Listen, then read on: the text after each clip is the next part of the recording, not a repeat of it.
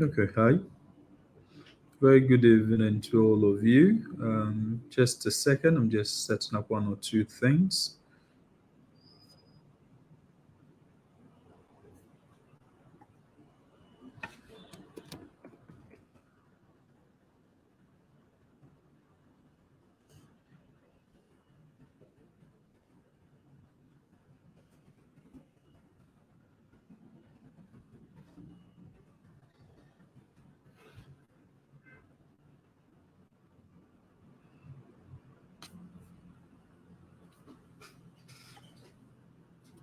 Okay,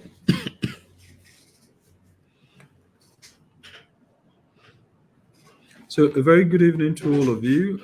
It's a privilege to come your way once again to have a bit of a chat with all of you, and let's talk about some basics of life. I think it's been a good time sharing some few thoughts here and there. So it's always been good coming your way, sharing some few nuggets, and then sharing some words of wisdom, inspiration, at the same time sharing some guidance opportunities and how best all of us can ace our lives and how best we can improve and get better. Today is just another live session where I would want to take questions from you. So do not hesitate at all. If you already have some questions, I ask some of you to send the questions ahead of time so that we don't have a situation where I may not have answered you before the session closes. So we just do a maximum of about 45 minutes and then we are out of this place. So before we pick any question, first and foremost, my book will be live on Amazon. My new book, like I told you, this one is called The Echoes in the Ether. So 200 Bytes of Wisdom from the Deer. Please let me have a copy of the other book. So this one is Echoes in the Ether. So as you can see right here on the screen, uh, this is the new one. It will be live on Amazon at the end of the month. We wanted for it to go live, but for one or two reasons, we will be going at the end of the month. I'll be live on Amazon, and it will be literally my most affordable book that I've put on Amazon for all of you to have. Um, Here's my big book, the one that most of you have bought all over the world. Currently, we've reached, I think, 28 countries already. So this is Intentional War 2.0, building with the Pentagon Wealth Model. So it's a practical guide on how wealth can be possible for anyone and how legacies of value can be built and actually sustained. So it's quite a bit of a voluminous book. It's about 357 pages, but you love it. You love every single page of it. Those of you who've already read it, it's been massive, life changing, a lot of testimonies coming about it. This one is 200 bytes of wisdom for me. And it's actually a bigger book that'll be coming out somewhere in January. It will be almost about 400 pages. That goes deep into life lessons and how best all of us can have a formidable life. Now, today I want to start sharing this so those of you who are joining, welcome again to this live Facebook session. So there's a Q&A session, and basically, you feel free to ask any question in the comment section, and then I'll try my possible best to answer the question relatively to the best of my knowledge and expertise. Before we start, I want to share this thing with all of you. So there is Gabriel Garcia. Let me try and see if I can put this on the screen for all of you to see. Technology is good, so let me put it on the screen so that you see it. Okay, there we are. Trying to put it on the screen for you. Good. So I have it right on the screen. So everyone has three lives, according to Gabriel Garcia Marquez. There's a public life, private life, and a secret life. I want to make this quote right here that you see. I'm going to make it into just a quick one. I'm going to make it into four. So, according to what I just read for you, just a second. So, there'll be a professional. I'm going to add the fourth one. and I'll explain that to you very soon.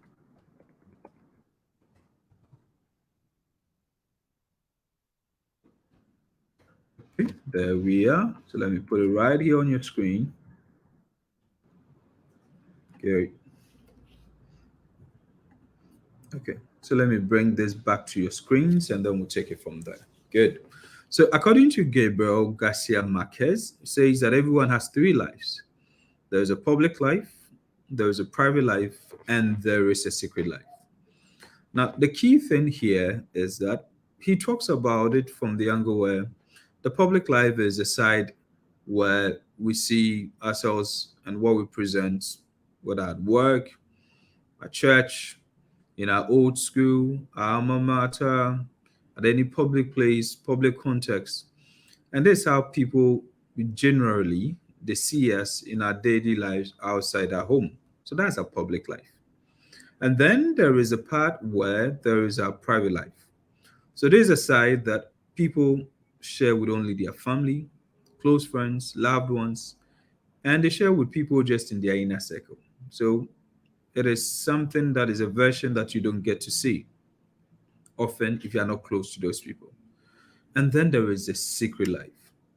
Now, the secret life does not mean it is actually bad, but the secret life could include things that are totally private, things that are secret actions that you don't want people to know, things that you want to keep until it is time for it to be in public domain, things that are unknown to other people.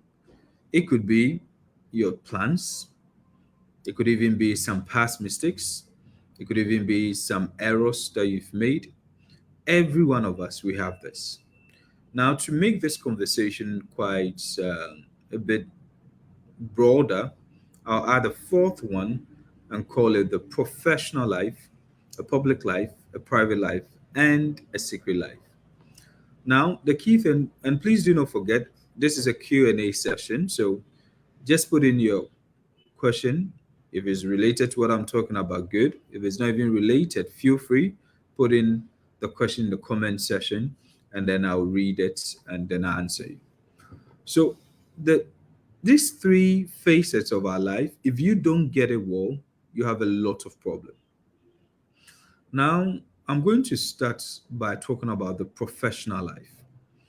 Every one of us, so if you come to my page and you see me on anything, they'll put my name, Evans Duah, Dr. Evans Duah, and then they'll put financial expert, lecturer, consultant, they'll put a those things are the professional life. The professional life is what you are known to do. So your skill sets, the values that you bring on board. When people mention your name, what pops up? What are you known for? That is your professional life. So your professional life is by what skill sets, but what expertise, but what would your name be associated with? And that is your professional life. Now, some of you miss this thing so much that if you are on LinkedIn, for example, LinkedIn is not to Facebook, LinkedIn is not Instagram. LinkedIn is a professional social media handle. So, LinkedIn is a place where you go there. The first thing you do is to put up your professional CV, literally, to put up what you've done, and then you put it there. The things you put on LinkedIn, you don't come and put almost the same thing on Facebook. You don't put the same thing on Instagram because LinkedIn is a professional life. So at LinkedIn, you have the power to be connected to the governor, connected to a minister, connected to a CEO of a top firm, connected to certain people that you cannot even become friends with on Instagram or on Facebook. So, for example, if you go to my LinkedIn and you send me a friend's request, I'll accept it easily.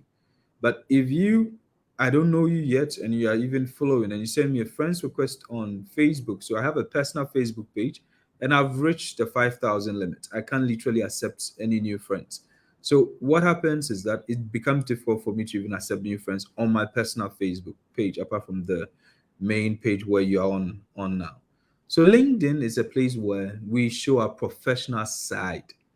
So you need to understand that your professional side should not be mixed up with a public life. Now, the public life is actually what you are showing the outside world. Your public life is basically what you want others to see about you. How you talk, how you present yourself, what are your values, what do you stand for, what are you against, what do you advocate for. All of that is inculcated and included in your public life.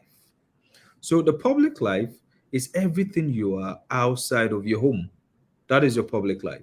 So you need to be careful that everything you do in public has a direct repercussion on the things that happen even in your private and sometimes in your secret life.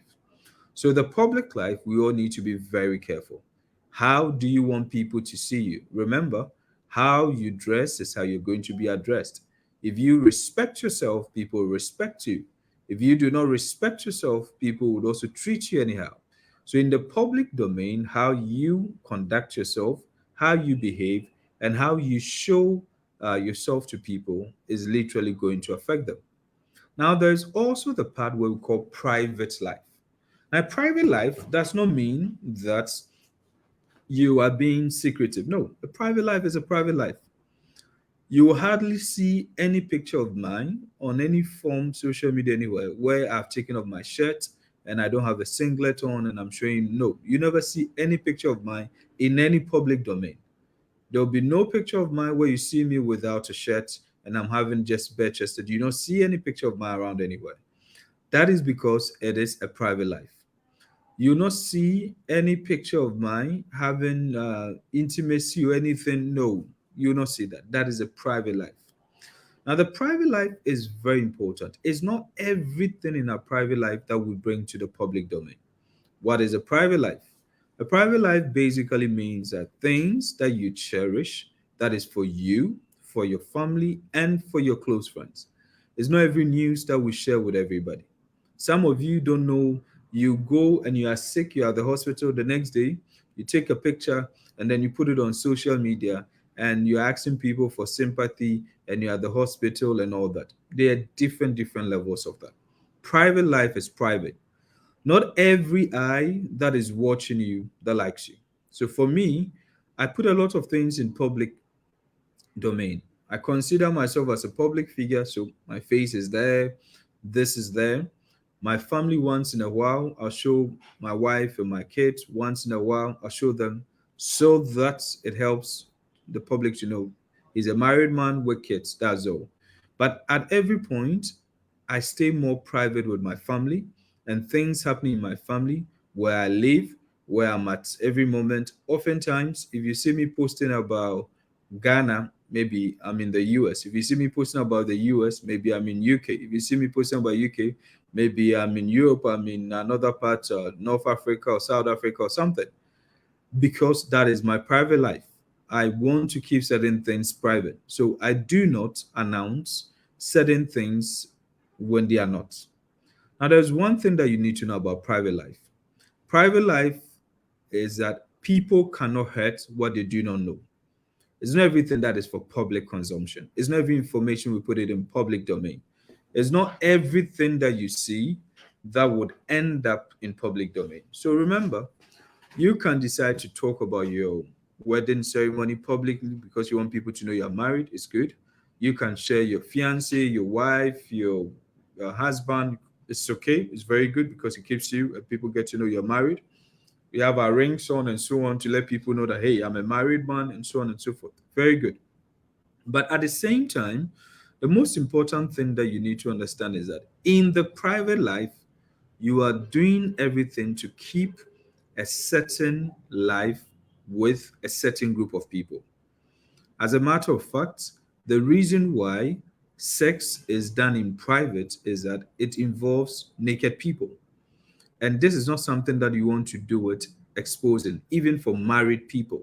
Okay. And married people are the ones that should be involved in that. Now, the most important thing is this: you have the private life, but there is also one life that is important, and that is the secret life. The secret life is something you should also protect. You need to protect that carefully. A secret life is important. A secret life is not necessarily a bad thing. No. I have applied for a job.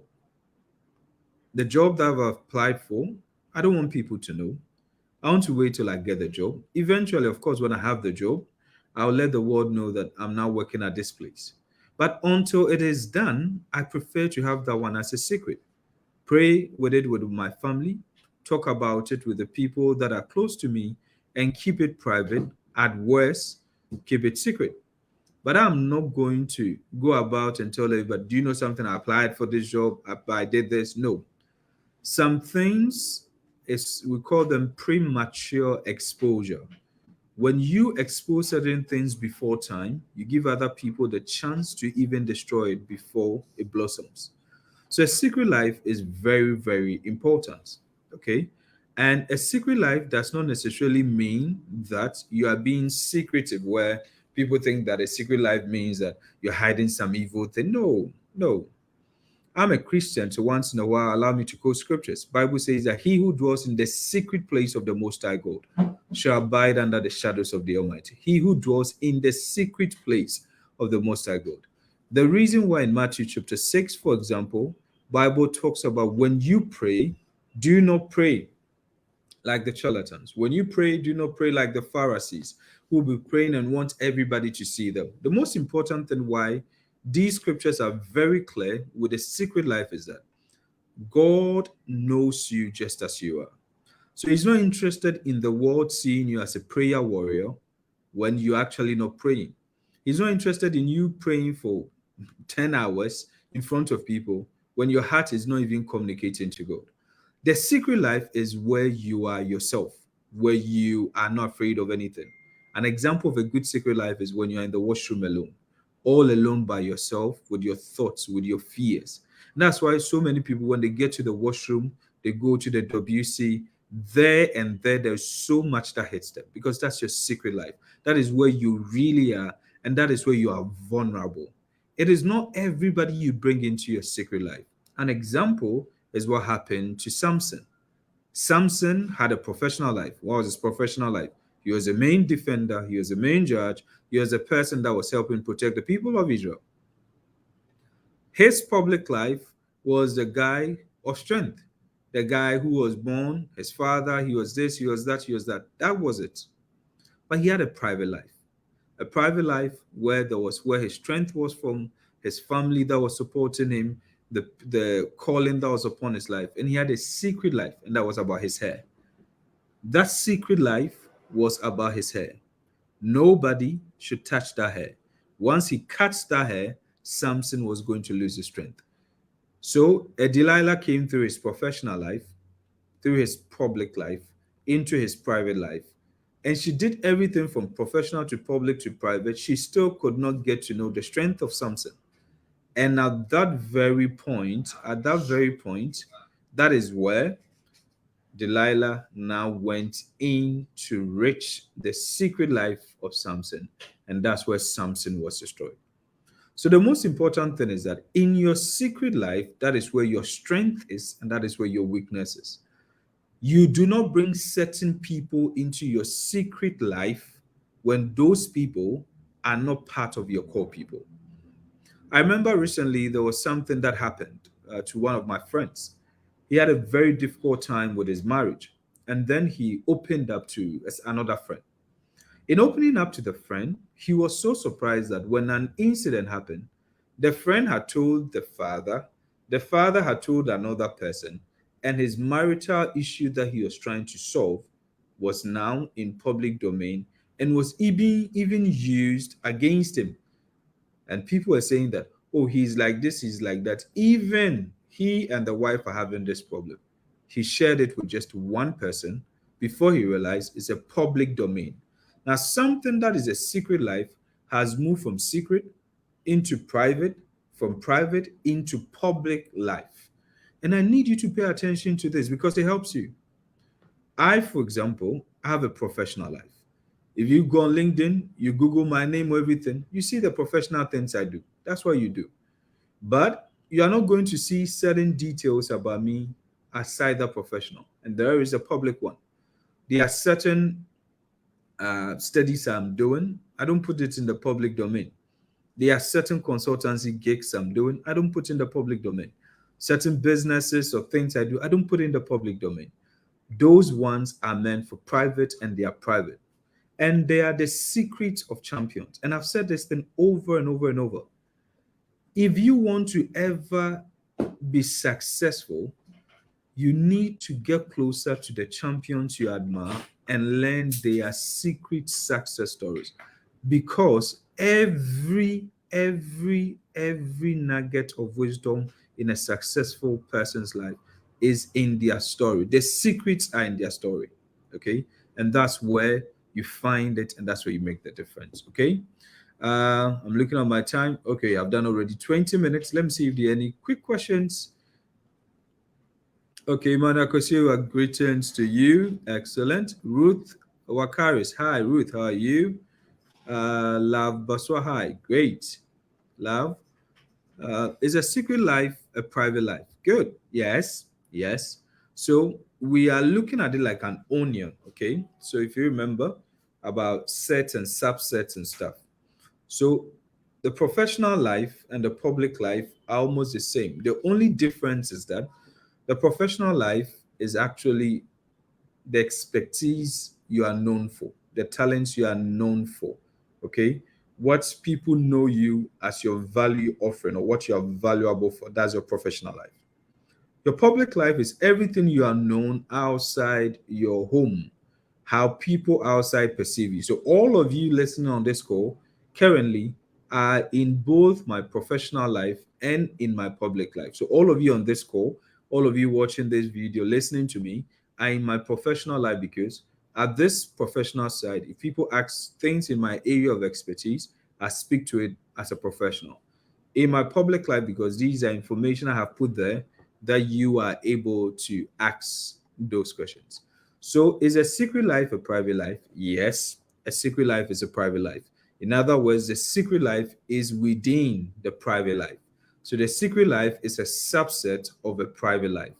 So, in the private life, you actually have certain groups of people who have access to you.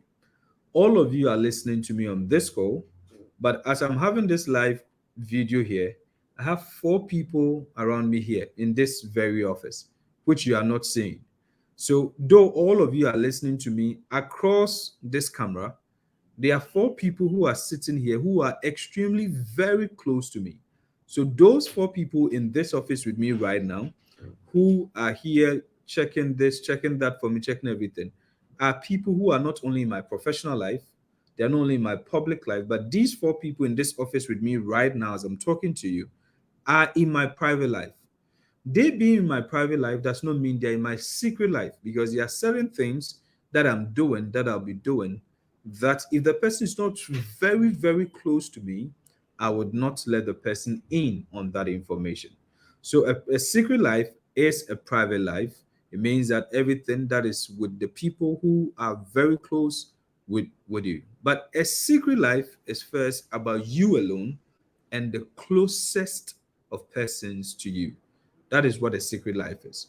So a husband and a wife are in the secret life because they are doing something that only the two of them know, and they plan their life. So that one, so your wife or your husband is in your secret life.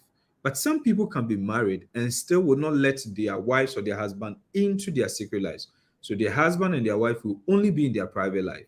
In that case, the secret life still remains singular to them or to any other person they're sharing with.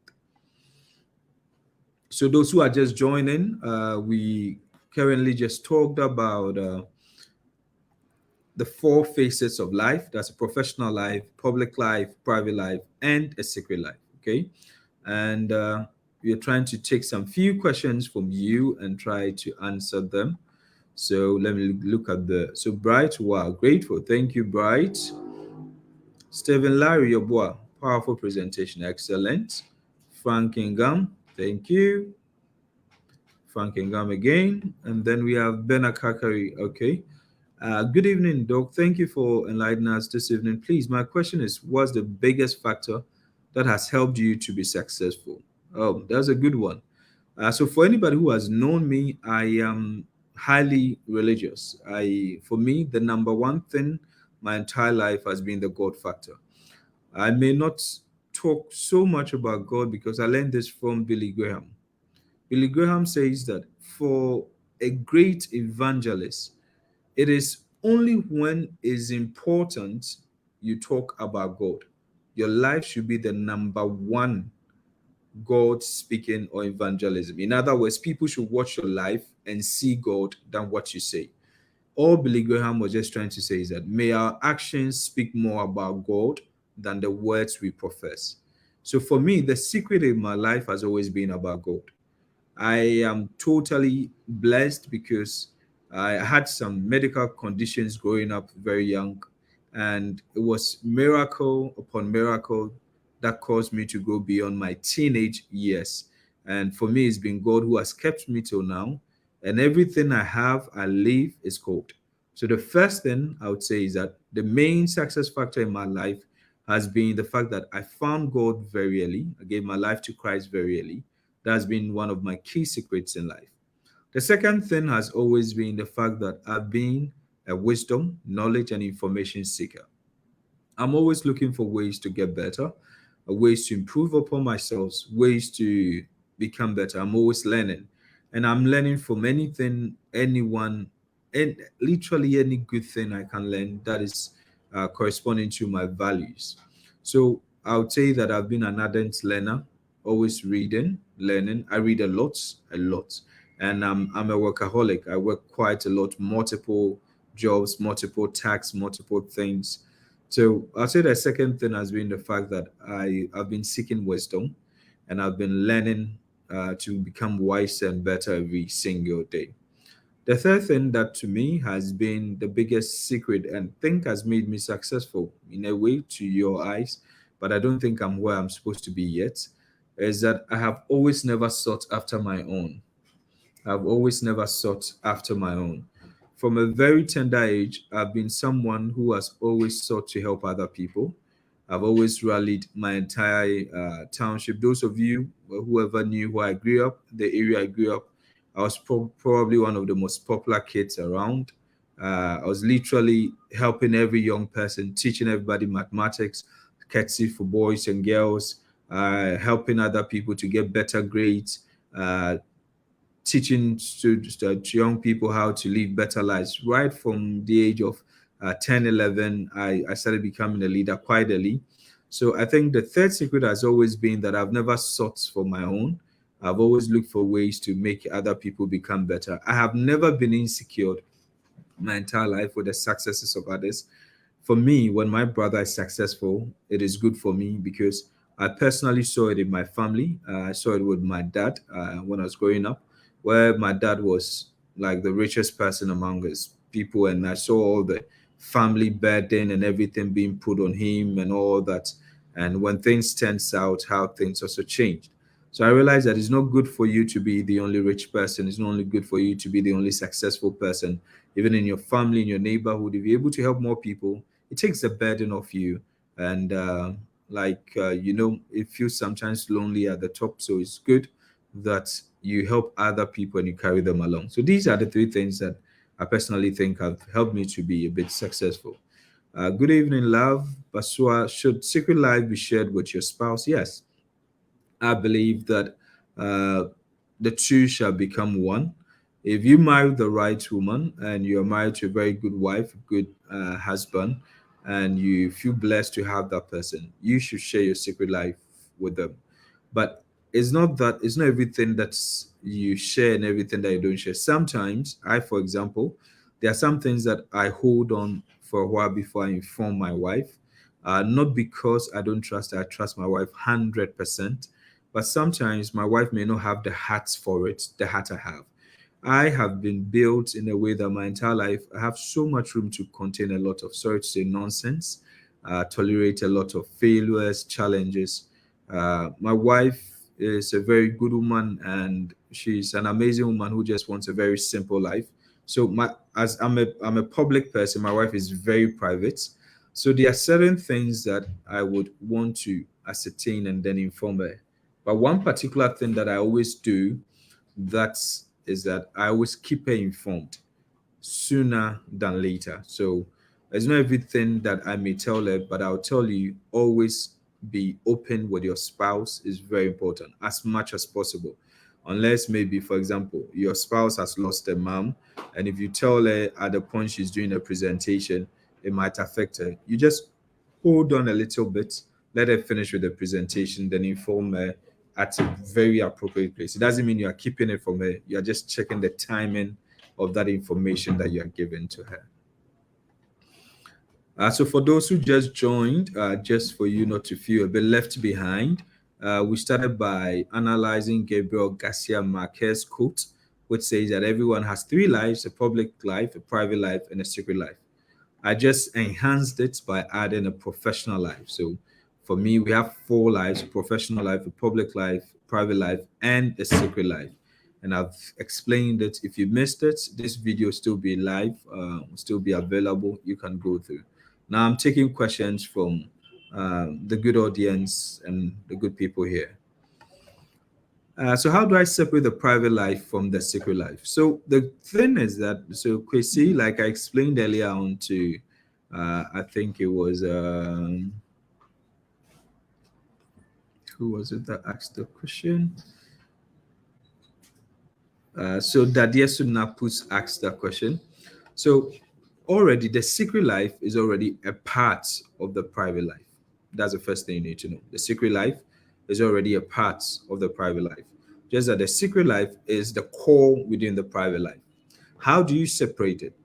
How you are separating it is that there are some people, and the same thing when Jesus called the 72, and out of the 72, there were 12. Out of the 12, there were three that he went to the mountain with. Out of that 12, there was one. So that's actually the progression of it. So there's something that is to the general public of the 5,000 people he's feeding.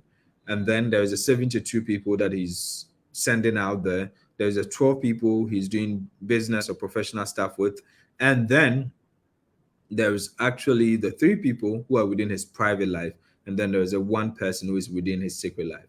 So how you separate the private life from the secret life is that there are certain information that even those in your private life you do not have to tell them. I remember when I was taking certain bold decisions in my career, and I remember at that time I was living outside Ghana, and I decided that okay, I want to come and base in Ghana, and then move from outside, come and stay in Ghana, and then I can travel from Ghana to wherever I want to go.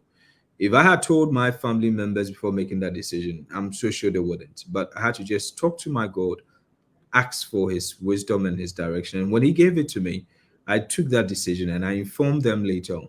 So the very important thing is that the secret life is your place of strength. For me as a Christian, my secret life is my prayer life, is my meditation, is my place of reflection, is where that's how come I quoted the scripture to you. They that dwell in the secret place of the Most High God shall abide under the shadows of the Almighty. I'll say of the Lord is my strength and my fortress, the Lord in whom I put my trust. The most important thing here is this, is that in that secret place, that is where there's true strength.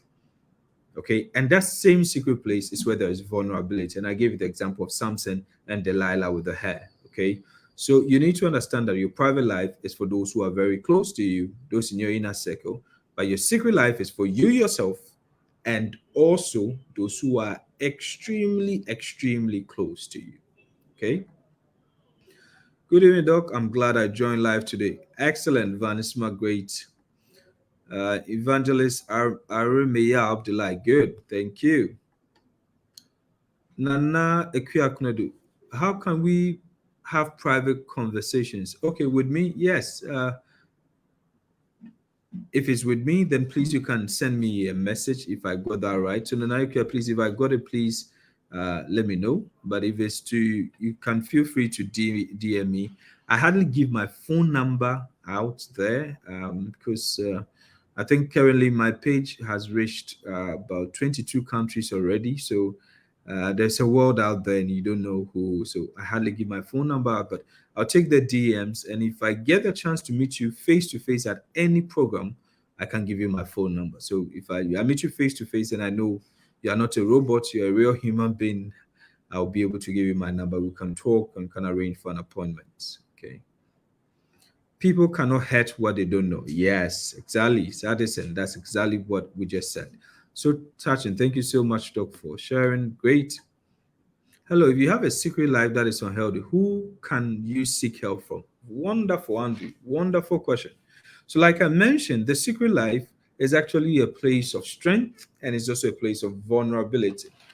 Some of you who have followed me for a while now, you remember I started talking about there was this moment that I shared with all of you about pornography and masturbation.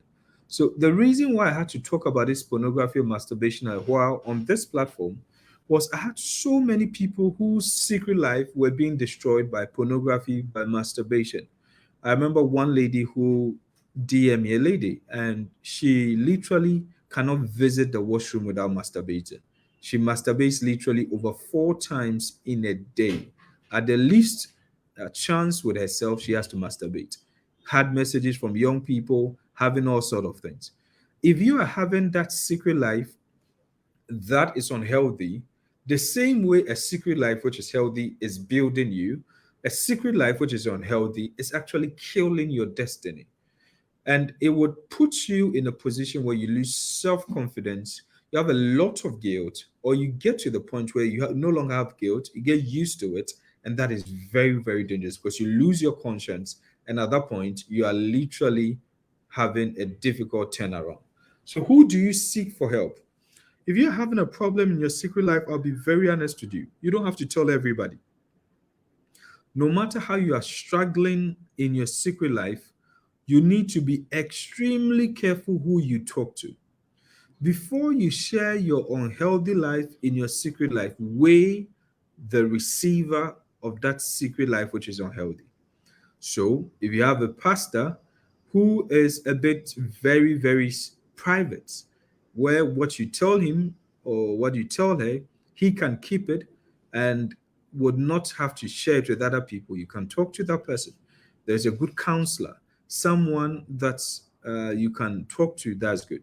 You can even talk to distant people. So, for example, you have a very unhealthy life, you are not too sure. You can decide that those immediately around you, you are not sure that they'll keep that secret life. So, therefore, what you would decide to do is that you can decide that you look for a mentor who is far away from you, get into their DM, book an appointment with them, open up to them, and then you're able to help. Yesterday, I shared this thing about one of our followers who wanted to commit suicide. In fact, he was the fourth person that we had helped along this line. The only reason I shared yesterday was because he had shared the news I was so happy with, and I couldn't contain the joy, and that's why I shared it. The other three people, one of them, I had to meet the person face to face. I was actually in a place, I had to pick a flight and come and meet the person face to face. And this young man was at the edge of just killing himself. His had nothing to do with food, nothing to do with money. He had money, but he had gotten to the lowest point of his life where some very secret lies of his had been exposed and he was being blackmailed, and his blackmailing was going to totally destroy him, destroy his family, destroy everything. He didn't know what to do, and he felt that killing himself was going to put an end to the blackmail. But I told him no, it wouldn't. It would actually empower your blackmailers.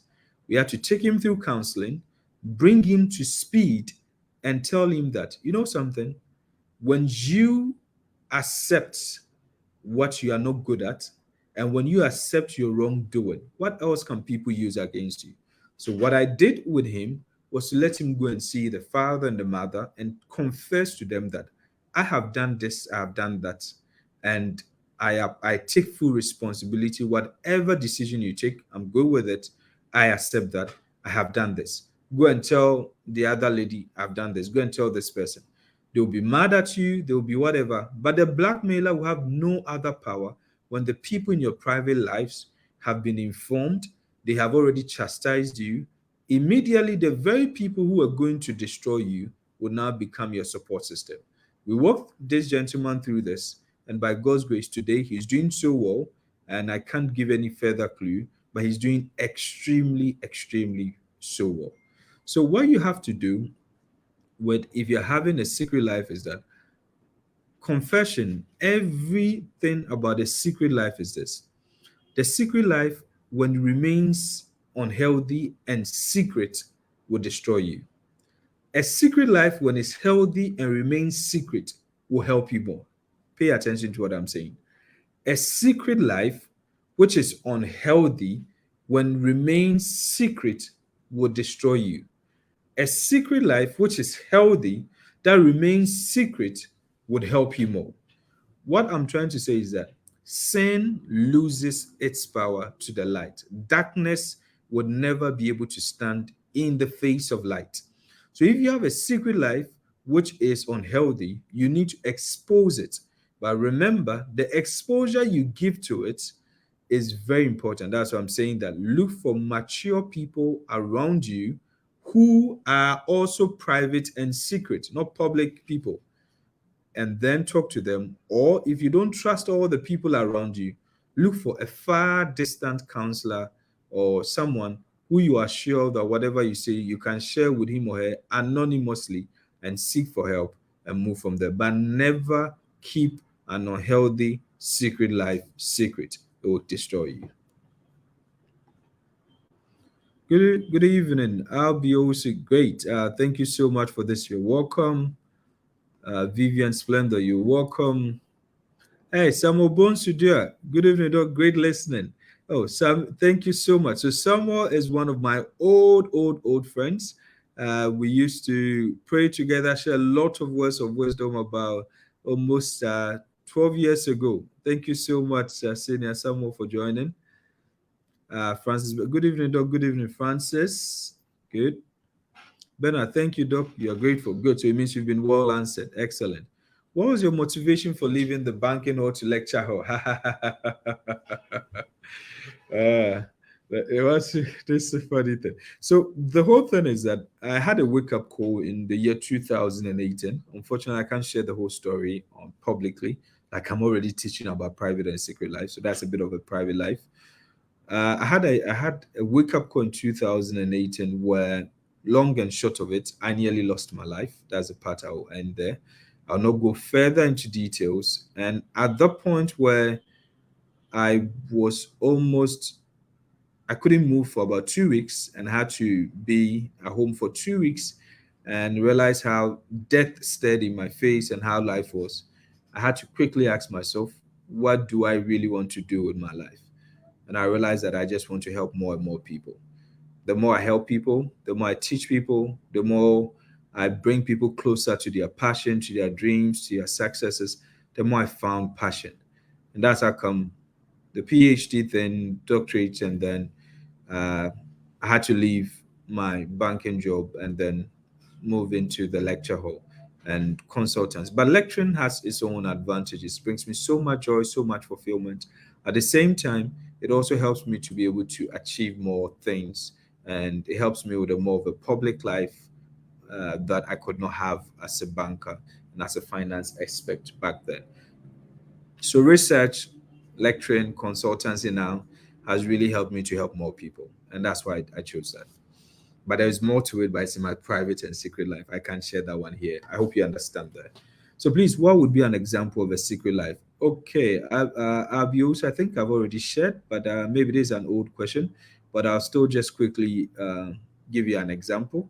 So an example of a secret life is where you actually have a so for me as a Christian, my prayer life is a secret life. My time with God where I can, because one thing I've learned my entire life is when I'm before God and I'm praying, when I'm before God at dawn, I like to pray at dawn a lot. And when I'm before God, that is where I can tell him everything. I cry on him, I weep on him, I share my heart out, I tell him everything. I go before God totally naked. That's where I share everything to him. So my number one secret place is my relationship with God. And that one has nobody sees me, nobody knows what's going there, nobody sees. I am just this small little boy going before my father, crying unto him, telling him all my problems. And that has been one of my biggest strengths because it helps to kill any jealousy in my heart, helps to kill any insecurity in my heart, helps to kill any fear in my heart, helps to kill any form of hatred, grudges, resentment. It kills everything because I just go before him and I hand over all my burdens onto him. I put all of it. And when I leave his presence, I feel that I can face anything in the whole wide world. So for me, a secret life and healthy one is a prayer life, a time of meditation. I spend a lot of time in the washroom, especially on the WC. I sit down and I just reflect over the day. I pick my phone. I like to write a lot on my phone. Most of the things you see I post on this page, I designed them myself. I post them myself. I'm doing everything myself, literally. And these things I show on the page come from my moments of meditation, my moments alone. Is in my secret place, I get these things to share in the public place. So a secret life can be both positive and negative. Okay, so the negative one, we gave the example of masturbation. We gave, so I have a friend who has been secretly smoking and he's been destroying his lungs and he's been hiding it from everybody because he's afraid that if people see him smoking, he wouldn't. So he's been, and until he started destroying his lungs, that's when he had to open up. So a secret life can be, it's totally something you're hiding from everybody. It can be positive, by the way, and it can also be negative. Okay, so that's just an example of it.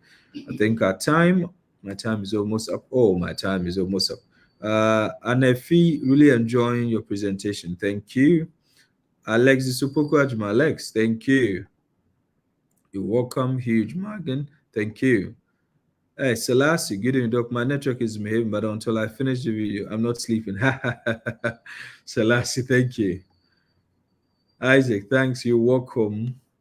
Makuti Motin, so powerful. You're welcome. Thank you. Francis, God bless you. We're enjoying the meeting. You're welcome. Accept, adapt, and advance. Excellent. Excellent. Yeah, Addison, you remember it very well.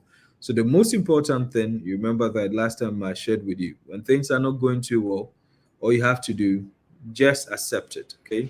Adapt to it and then advance. Just move on. You don't have to have any dead energy around you, okay? You don't need that. Very motivating. Daniel, you're welcome. Timothy, you're welcome. Let me see if there any. Good evening, Doc. Thanks. Abdul Salam, Idris, you're welcome. I'm always blessed. Listen, Joseph. Mina Song, you're welcome, Joseph. Thank you for the wisdom. You're welcome. How can I reach my WhatsApp is okay. So you can reach me in my DM. Like I mentioned, I'm very private with my phone number. Until I've met you, I don't give my phone number to you. So until I meet you in person, you can just DM me. That'll be all for now. But if you meet me in person, I get to know you are not a robot, you're a human being. I'll be able to give you my phone number. So until then, please feel free to inbox me in my messenger and I'll respond. If not immediately, whenever I'm free, I'll do that. Emmanuel Graham, hey, Dr. Graham. Dr. Graham is one of my oldest sons. He's been a son of mine. He's a medical doctor. Enjoying this insightful. God bless you, Doc. Thank you, Doc. Potential savers, giving it. I'm watching live from Accra. I just joined, but learned a lot so far. God bless you. Amen. Do we have any question or there are comments? Fantastic. I like your caption. I'm okay when I put a small people's faces. Yeah. So we are the same here. Celestina said, wow. Thank you, Celestina. Who is appropriate to share your secret life with? Oh, so that's very good. That's a very good one. That's a very, very good one. Who do we share our secret life with? So let me put this thing very clear. Trust is expensive. So don't give it to cheap people. Somebody should type this down for someone there in the comments. I said trust is expensive. So do not give it to cheap people. What I simply mean is that trust is something you should earn. You do not bring people into your secret life if they are not tried and tested. My guy here, he's right here in the studio with me. Come, come, come. Let him see you. Come. Okay. So wave them. Cheers, everybody. Okay. So there's Prince. Prince has been with me for over 2 decades. From a teenage, he's been with me for over 2 decades. Okay. And thank you. The pleasure. One thing he keeps telling me all the time is about being tried and tested. One key thing about the secret life is that you need to share your secret life with people who are tried and tested. The fact that you grew up in the same neighborhood, the same area. Recently, I had a shock of my life. A very simple shock of my life where a childhood friend, we've known ourselves, everything, uh, business gone wrong, something went, and then before I realized, boom, a whole lot of character popping up. If you are not careful, you think you know people, but you don't know them until something happens. So, who do you share your secret life with? You only share it not because it's someone who says, I love you. That person could be a Delilah, not because the person has worked with you throughout your whole professional career. The person could be a Judas. You need to work with people who are tried and tested. The other time I shared this with you, Judas betrayed Jesus once. Peter betrayed Jesus 3 times. Yet, Peter only had a bad day, but Judas had a bad heart. You need to learn to know people by their character. The other time I shared with you, you cannot appease jealous people. When you come across people who are jealous, run away. Run. Because if anybody told Abel and Cain that one of them was going to kill the other, they would have never believed it.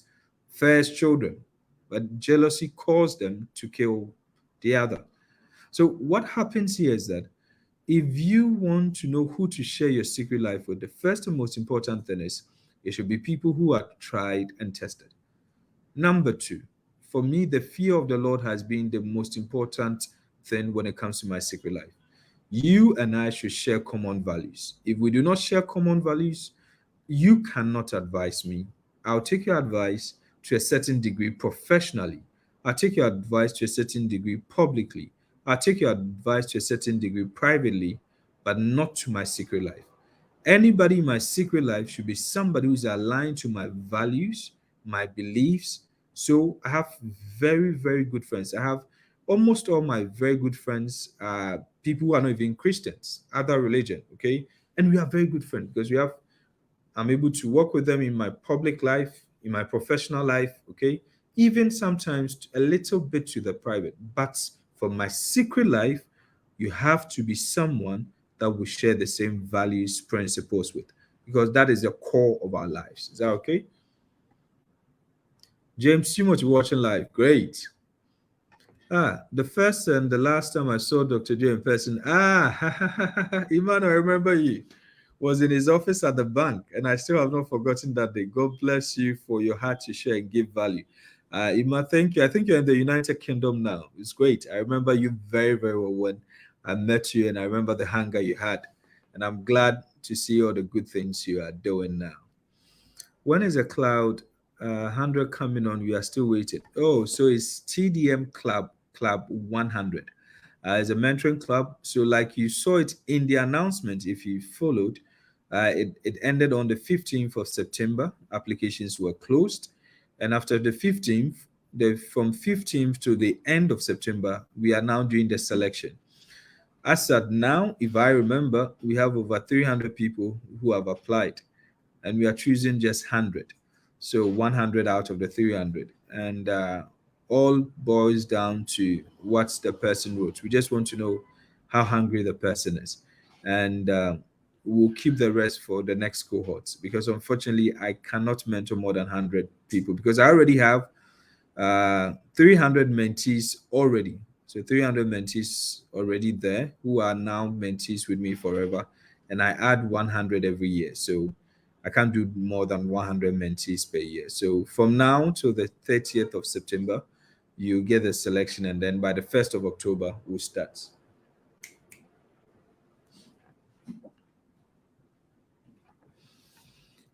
Oh, Nutifafa Korea, okay. My economist, I salute you too. Hey, Don Faculty. Don Faculty is not here. Watching live from Prom. Dr. Julia, thank you so much. You're a huge inspiration. Please, if you need anything with relationship, breakup, restoration, please subscribe to Dr. Julia. She's one of the very, very powerful. She's a medical doctor. She's a radiologist too, and she has a passion to help people that are broken and that need restoration. So she has a new book. Check her page out, and then Kwesi JB. Oh, thank you, my brother. Can we do Teams or Zoom meeting? Andrews, I don't know what you mean by Teams or Zoom meeting. If you want to book a meeting with me, just inbox me, and then my assistants will take it from there. Okay. So I'll just let them know, and then we'll take it from there. Doc, please, what are the basic things to consider in identifying oneself? Oh, that's a good one. That's a good one. So, Celestina, the most important thing I've told every single person that I meet, until you really know yourself, you are not living. If you are listening to me on this call, on this video, until you really get to know yourself, why you're on this earth, why God created you, why God has brought you to this earth, why you exist, you are still not living. You are just dying every day. You are just dying. So this question is an important question, that how do I identify myself? I always say this thing. If I am using an iPhone and I don't know anything about iPhone and I want to learn about iPhone, I'll just go and pick a manual or go online, go to YouTube, whatever, and then try to see what the experts and the makers are saying. Now, the good thing is that if you want to know about yourself, you need to first connect to your maker. He made you. So you need to find a way back to your maker. But because we do not see God, and sometimes we do not have direct access, humanly speaking, you don't have physical, you don't see God physically like you see me, you may sometimes struggle to even get to talk to him, get to hear from him, and so on. But then we have, as a Christian, we have the word of God. As a matter of fact, there are experts who will be able to guide you. And these are the men of God, the pastors, the women of God, and some of these very good people that help you. So the first thing is that you need to get back to your roots, get back to why God made man, understand the creation agenda of man, why God made man, why was man and woman made, why did God put a man there, a woman here, what is that? Understand those basic fundamentals. When you are done with that, the next thing that you have to ask yourself is that what brings fulfillment to you and what can't you withstand? So, fulfillment is a very good indicator of where your passion is. There are some things that some of you are doing. So, some people are doing jobs, some people on this call, they are doing some jobs and every day they feel tired. They are doing 8 hours, but they feel tired doing the job because they are doing something they are not passionate about. Another person is doing 12 hours and is so energetic because he's doing something he or she really loves. You need to find what you're passionate about. You need to find what brings you fulfillment, what brings you a lot of, I'll call it in simple terms, it brings you a lot of peace, calm. Then the other side of it is that some of you struggle with that. So you go to the other things. What is it that you cannot withstand? Some things you can't withstand. You just realize that no, I can't do this. So some of you have to move into advocacy, helping with people. You can't withstand corruption, you can't withstand this, injustice, and so on and so forth. So that becomes your mission. So some of you would have to turn your passion, and your passion can be in the form of anger or it can be in the form of compassion. So some of you are going to go either the compassion path or the anger path. So it was something that's really you're not happy with. And the last thing is that the only way to know yourself is actually to go back to the history of your family, the history of your origins, get to know about your dad, get to know about your mom, your great grandfather, your family, everything. There are certain indicators within your lineage that will be able to help you for the future. So the first one, as you're going back to your roots with God, understand the fundamentals of why man and woman were created and so on and so forth.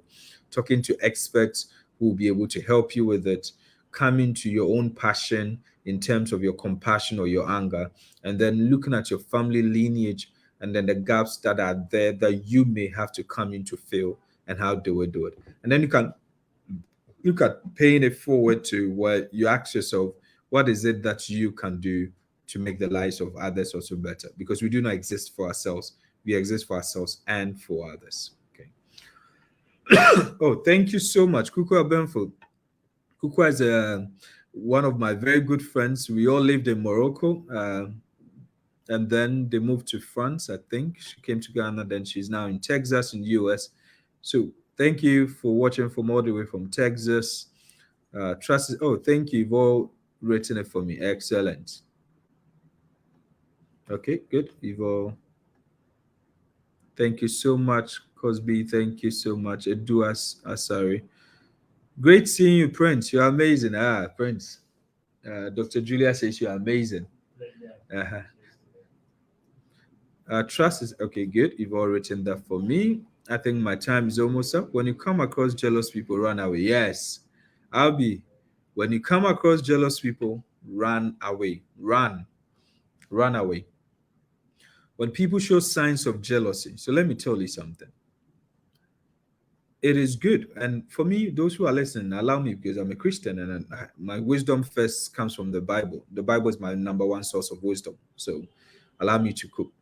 When Saul the king showed jealousy towards David, Bible says that Saul, so Goliath was there. And Goliath came screaming. Nobody wanted to face it. David goes in the spirit of the Lord, in the strength of the Lord. He kills Goliath. He comes, and this is what happens. The women and the people there, the crowd, start singing.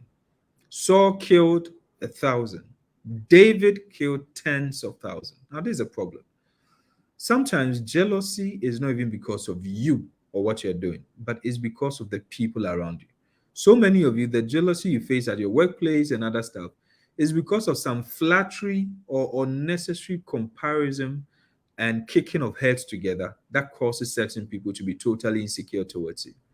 So the people, instead of celebrating Saul and celebrating David together, they decided to factor them. Saul killed just 1,000, David killed tens of thousands. Saul is the king, David is a little boy, and all the praises and accolades are going to this guy. Saul becomes jealous. The Bible says that Saul tried killing David. Now, let me tell you something. It would have been foolishness in the heart of David to have remained in the house of Saul after Saul had proven not once, twice, that he wanted to kill David, and even more after that time. So when some people show some extent of jealousy where they go around tarnishing your image, not to one person, to a second, to a third, for whatever excuse they are giving themselves. When some people decide to badmouth you, gaslight you, not to one, not to two, but to more people, run away from. The person is literally confessing that I am literally killing you by my words. If they have a gun, they'll kill you. If they have they'll kill you. So those people, abandon and leave it for them. And then walk and build your life in peace somewhere. Don't tolerate jealous people around you. Please, can a professional life be inculcated into a public life or vice versa? Yes. So if you realize, I said it's like an onion, okay? So we have the secret life, you have the private life, and I would even prefer bringing the professional third and the public last. That's how I would even prefer to do it. So let's take it that the professional life is also within the public life. So the only thing is this: you cannot have a full professional life being a public life. The reason is this: pick any footballer, Cristiano Ronaldo. His professional life is a footballer. But once in a while, we have to see him with the family and with the kids. He's swimming, doing this and stuff. Okay. That is still a public life he wants to show. Not totally professional because he's not playing football. He has nothing to do with football. He's known for football. So you may always have that professional life. You can also decide to be known for only your professional life. Nothing more in the public domain. You don't want any information about you.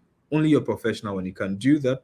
But in our age and era where mileage, popularity, and your rich can be monetized, as a professional life, having that public life is also important because eventually you can monetize it. And when I say you can monetize it, your reach is very important. For example, I have always tried my best to stay organic with the rich. And the reason why I stay organic with the rich is that your impact is also organic. There are times where we're having a program and maybe I'd like to boost that program or something. That's a different thing. But on a normal thing, organic helps retain and works with your impact. Okay, so I think my time is up. I'll take the last two, if there are any. and then we'll take it from. Doc, please, an introvert person, when given the opportunity, sometimes I go the extra mile to explain myself, which I think is my weak spot. So what should I do? Because sometimes, to the extent where anytime I have good news, just can't keep it to myself. What should I do? Okay, so this is the whole thing. I always tell people, be very careful when you are very happy, and be very careful when you are at your weakest point. So at your highest point, be very careful. At your lowest point, be very careful. There's a reason. At your highest point, the fall will be massive. When you fall, it will be great because you are at the highest point. So you have enough height and gravity to crush you. So when you are so happy, be very careful what you say. At your lowest point, you are struggling for survival mode. If you are not careful, you would actually undo or make your own self. So this is what you do. It does not matter whether you are an introvert, an extrovert, or whatever. This applies is wisdom that is applicable to all. The wisdom that is applicable here is this. Whenever you have a good news and you want to share it, there are two things you need to ask yourself. This good news that I want to share, which people will celebrate it with me? Because let me tell you, there is nothing good about a news when it cannot be celebrated. No, it's not worth it. God blesses you. You have a baby girl. So I have three boys and I have a baby girl now. And I have a baby girl. Why do I want to keep it? I want to put it there. I want to celebrate it. I'm happy I have a baby girl. It's joy. It's great. Is it something that people can celebrate with me? Yes. Is it something that when people get to know can destroy me? Yes, no, not really. The point is this. If you have some good news, great. If you are having your wife who is pregnant, or you are a pregnant woman and you still have a journey to delivery, and then before delivery you want to announce the pregnancy, there's nothing wrong with it. But remember that that is not the end of the natural course of pregnancy.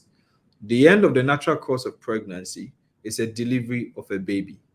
So you do not want to prematurely expose it. And it does not mean that we are being superstitious that when you expose it when you are pregnant. No, no, no, no, no. That's not about it at all. Some people say, oh, because some celebrities are doing it, Africans or whatever. It has nothing to do with that. There is a natural cause for celebration. You are graduating in 4 years for a degree program, a bachelor's degree. After every semester, you go out and party like it's a whole graduation. After every semester, you celebrate and have semester one pass. You invite your whole family. By the time you get to your final year, people will even be tired of celebrating your successes with you. Is that okay? So there are milestones we celebrate. When you are pregnant, there are people within your private life you share with them. They celebrate with you. They are happy with you. That is good. It's when you have delivered that is when you share it. What I'm just trying to use this scenario is that there are certain news that let it stay within your private life, the people close to you, when it's so much of a great news. So, Abdul Salam, let's imagine that you've gotten Harvard University, you've gotten Oxford. Why do you want to keep this private? No, blow it, put it on Facebook, put it everywhere. Because by virtue of people getting to know you've gotten admission to Harvard or Oxford, definitely puts certain recruiters and employers on alert, and those people start following you. So there are things you don't keep to yourself. Just know that until it has matured, keep it within your private. And when it matures and you share it and people can celebrate and will add value to you, then you can fully share that one. Abil, thanks for sharing. You most welcome. Hey, Nana, sorry about for a long time. Go so your time and just help that you go for. Amen. Thank you so much, Nana. So can you please share with us the best way to handle workplace politics? I think workplace politics I've been discussing with those at my mentoring club. We talk more about workplace politics, how to go about it. I think I've been privileged to experience workplace politics in different dimensions, different places in consultancy, in finance, in banking, in lecturing, in even in consultancy in other spaces. Okay, And I'll be very honest with you, how you handle workplace politics, the first thing that I'll tell you is that you are the workplace to work. The people at your workplace, they are not your family, they are your professional colleagues. Stay professional at the workplace, no matter what. Don't get too comfortable and don't get too personal at the workplace, because the very person you are being personal with today is a person going to compete for that promotion with you. And when people are competing for the same slot with you, only a few people are able to keep themselves well when it comes to competition, or when it comes to one outshining the other. So for the workplace, my number one advice is that the people at your workplace, they are not your family, they are your professional colleagues. So remain professional and not personal with them. Number two, learn to always know who to give credit to and when to take credit. At the workplace, if you work directly under the boss, do not outshine that boss. Let the boss take all the credit. Let him feel he's in charge of everything. And when the credit is due for you to take it, you also give the credit to yourself when you have to claim it. But one thing you don't do, certain bosses are very insecure. If you're working with a boss who's he has no insecurity issue, you'll never have that problem. But especially those of you working in public servants, civil servants, you're working in those public spaces. There are some people who are at the top not because of competencies, but by protocol, or by just they were there first, or by the fact that they've been there for so many years. That's why they are there. So they may not even have very good human relationship. When you're working with people who do not have the natural, very good human relationship traits, you need to be careful when you are taking undue credit and stuff. Sometimes you have to just pretend and let them take all the credit, and at the right time, you'll be known. But always document anything you do for them, because some of them will take all the credit and will never even mention your name. So you have evidences somewhere, so that when the time is up for you to do it, you do it. How best can you lead your subordinates in a work environment, especially when they see themselves older than you, and even perhaps were there before you came? So I was one of the youngest managers in banking in Ghana. I remember one of the branches I handled, everybody at the branch was literally older than me in terms of age. Everybody that I was handling, all my subordinates were totally older than me. And I remember one of my subordinates, the daughter was I think I was a year ahead of the daughter, or so something like that. And can you imagine that, being the manager of a woman whose child is your age mate? And one time I had to query her and put her in the right place. Yes, you have to do it. Like I told you, age is just a number. Okay, age is just a number. Is my competency your competency that has put you ahead of them, and is your skill set that has put you ahead of them? Give them all the due respect, honor them, especially those who are older than you. Give them some room of respect, but know when to be able to play in between the two lines, so that they don't feel over pampered, and where you have to also correct them. So learn that skill. It would also help you. Okay, so I think this is where we'll be drawing the curtains. Thank you, Doc Celestia. Welcome. Ashio, can God bless you. A great inspiration. You welcome, amen. Following from Zambia, Elijah. Thank you so much. Doc, from my hometown. Oh, okay. God bless you. This is wisdom. Okay, I have to look for this lady who says Ohima Pnaman. Okay, good. I'll look. Please remind me to look for the lady who says I'm from my hometown. Okay. Great wisdom shared, Dr. Julia. God bless you so much. Dr. Julia, thank you so much. Thank you all. It's been great having all of you. I think I can't do this as often as I wish I could, but as time permits me, I'll come live and then we share some few words of wisdom. God bless you so much. The video will still be live. I'll leave it there. God bless you. It's always a privilege to come your way. Good night and see you. Bye. Shout out to Max, Skelet, Prince, Robert, and Vivian. So I have some people around, wonderful people around here making things happen. Thank you guys. Grateful. Good night to all of you. Bye.